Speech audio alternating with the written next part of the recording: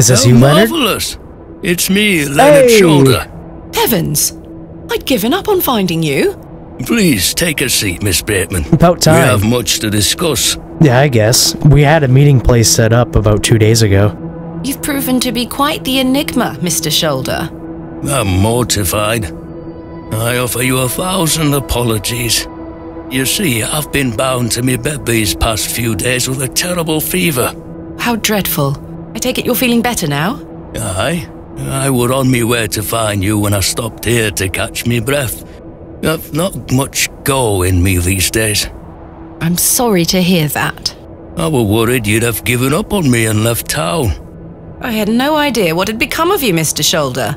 I spent a good amount of time pounding on your front door. I'm embarrassed, I really am. I've been doing my best to sleep through the fever. I am so very sorry. Please accept my apology, Miss Bateman. I will. Fine, Mr. Shoulder. I've come all this way. Let us speak of the business at hand. Marvelous.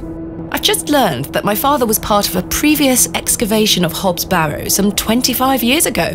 Why didn't you mention this in your letter? What? Where did you hear that? I have my means. I swear, Miss Bateman, I had no idea. I take it you will also deny delivering me my father's journal? I'm confused. What journal? My father's journal was slipped under my door at the Plough and Furrow. It wasn't you who did this. I've been bound to me bed, lass. What an extraordinary coincidence. You are following in your father's footsteps. It would seem so, Mr. Shoulder. Just don't wind up like him. Why did you invite me to excavate Hobbs Barrow? I've always been curious about the colourful folklore surrounding the place. My father told me all sorts of stories about it when I were a wee fellow. Stories that some folk around here take a little too seriously, especially after those lads entered the Barrow a while back. How did you know about me? I saw your interview in the Bakewell Times. A young lady travelling about the land, digging up barrows. Perfect for the job. But why do you wish to excavate the barrow? I want to see what those lads found in there. My curiosity has grown over the years. Now it is time for the mystery to be solved. I must say I am rather eager to find out what's in there myself. I don't think you want to find out, though. I've managed to find Hobbs Barrow, but Mr. Bryden is yet to give me permission to excavate. Is that so? Keep trying. He'll relent eventually. Perhaps you could have a word with him. Oh, no. A lovely young lass such as yourself has a better chance of changing his mind than a shaky old goat like me. You told me in your letter there would be no issue gaining access to the barrow. I didn't foresee any when I wrote to you. I'm sorry this has been more complicated than anticipated. Don't give up yet, Miss Bateman. Keep trying with Mr. Bryden. Oh, I will. Did you know my father? I don't believe so. What's his name? William Bateman. He was in Bewley for at least a few days, from my understanding. I'm sorry, lass. The name doesn't ring a bell. Are you sure you had no idea of my father's involvement in the previous excavation? I'm quite sure. A most fascinating coincidence, but nothing more than that. I'm starting to wonder if it's more than mere coincidence, Mr. Shoulder. Miss Definitely Bateman, is. I did not take you for a credulous individual. I'm none of the sort. But she will What do you be. make of this strange stone? A carving of a cockerel. Yes, it was strapped to my father's journal. Do you think it could have something to do with the previous excavation? Possibly, though I'm not aware of the motif having any meaning around these parts. What can you tell me about the previous excavation of Hobbs Barrow? Oh, it were 25 years ago, or thereabout. Back then, Bewley were undergoing a period of great strife. Samuel Bryden hadn't harvested a single crop for 2 seasons. Even Hernwood was sick. Berries went to rot almost as quickly as they grew. Folks started to believe the ground were blighted. Disease spread through the livestock too. People were going hungry, a panic set in. Till they went to Hobbs That sounds Barrow. terrible. Aye, but I managed to keep myself fed. These things happen in nature, but the blame for it all fell on Hobbs Barrow. It were long said that a goblin made his home there. A rumour took root that the goblin were not best pleased with the villagers. In revenge for some unperceived slight, the goblin placed a curse on the soil itself. The villagers believed that ridding the barrow of its lodger would put an end to it all. Hogwash. My father would have paid no heed to such tales. Whether it were his intent to join the excavation when coming here, I do not know. But whatever it were that Samuel Bryden and those lads did inside that barrow, people say it did the trick. The crops started to grow back, and health returned to the livestock. Bewley were no longer in the grip of dark forces. You must understand, folk here are a superstitious lot. They don't want you disturbing whatever it were those lads did. As far as the villagers are concerned, the problem were fixed. The thought of another excavation must be conjuring panic that you'll undo whatever it were they did. This does explain a lot. And it's also why I'd venture nobody around here wants you to touch the place. Except for you. I want to know what's there. Surely you don't believe these tales of goblins and curses to be true? Not at all. However, I suspect those lads did find something in the barrow. But did it have any connection to failing crops and dying livestock? No. I can assure you there's nothing to fear. Coincidence reigns supreme. So what do you think they found? That is for us to discover, Miss Bateman.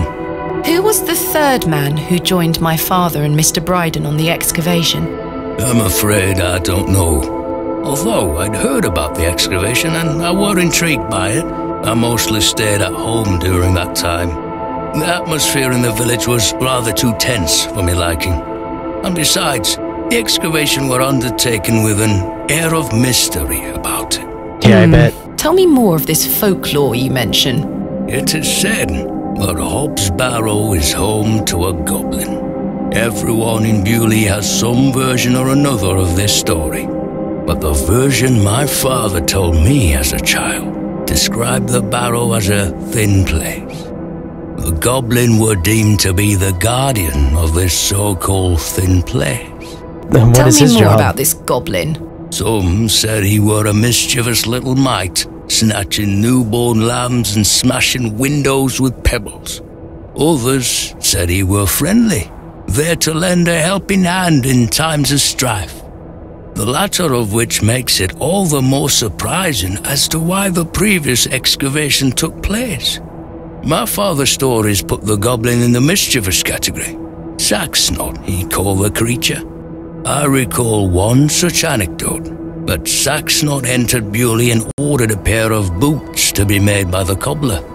However, when collecting them, he insisted on paying for them with a bag of sow's teeth. The cobbler was so scared of angering the goblin that he accepted. A colourful tale indeed, Mr. Shoulder. Has any explanation been offered for why this Saxnot cursed the soil? Your guess is as good as mine, lass. What is a thin place? A place where one can walk between worlds, where the flesh meets the spirit world. Just superstition, of course, as you will know. Yes, yes. Sounds like the goblin's the guard of purgatory or something. I had a peculiar dream last night. I met a creature at Hobbs Barrow. I suppose you might say it was a goblin.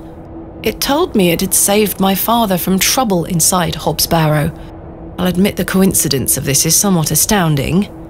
A remarkable coincidence, but nothing more than that. Yeah, there's all coincidence around you. There is still one thing that puzzles me.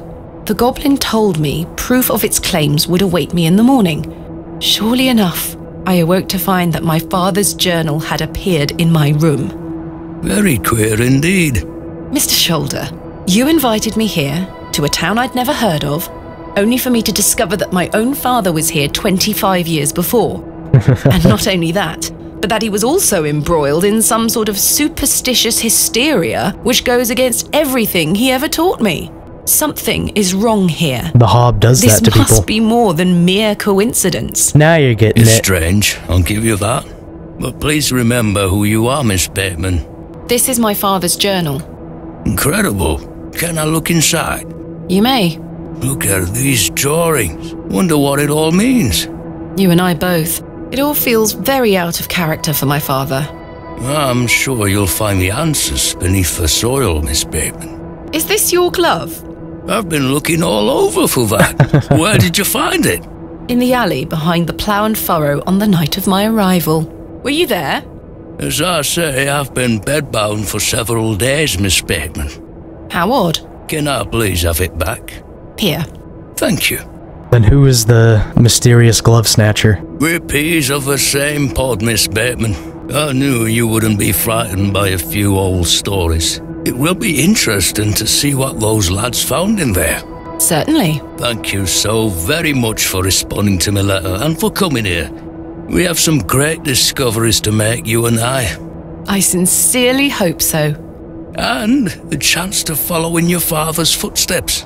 Right, time for me to shift these old bones. I'm to take me a spot of the plough and furrow. I'll be there all night should you need me assistance. Thank you, Mr. Shoulder. I'm sorry again for giving you the runaround. I promise I am not beyond redemption. I won't let you down again. See you soon. Well, that's good to know, Leonard. All I'm right. starting to wonder if Mr. Shoulder even existed. That's a good point. The mystery man revealed. That'd be even funnier, to be honest with you, if none of these people even exist. Alright, that was a lot of dialogue to get through. So I'm going to end this episode of Hobbs Barrow here. And next episode, hopefully I can convince old man Farmer Bryden to let me excavate Hobbs Barrow. So for now, arrivederci.